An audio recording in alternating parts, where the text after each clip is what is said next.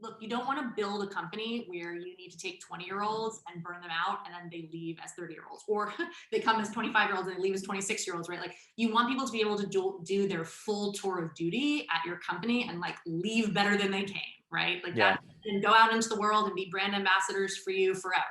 Hmm. Not leave feeling like, well, screw this place, like their mission wasn't real, like they said they cared about me but they didn't, and that is not what you want your employees to leave feeling, right? So it's important that you get the culture around this right.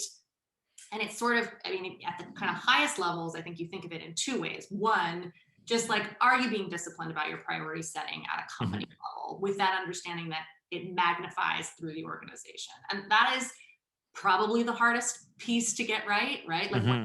is between critical and important priorities? How do you get ruthless about what's on your not to do list as a company, and having some discipline around that?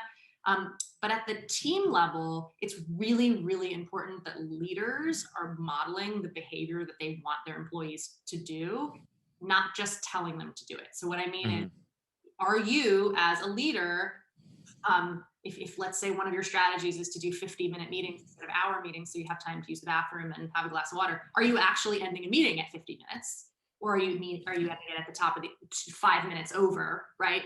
You can tell everyone to do it, but unless they see you doing it, it will not become the culture on the team. So that's a very simple example.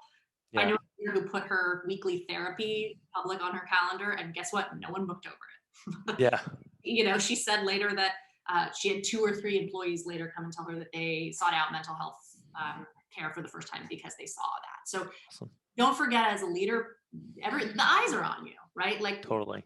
your employees are queuing into you to understand what the culture is on the team around this. And they want to watch you negotiate trade-offs. That's a really, really important thing. Like, please be the leader that says, like, yes, I want to help you do this. My team is at max for the next 18 months. Let's figure out what we can take off to make this possible. Like, have that level of maturity with your like influencing up, because that is, I mean, that will have such a profound impact on the day-to-day life of your team members.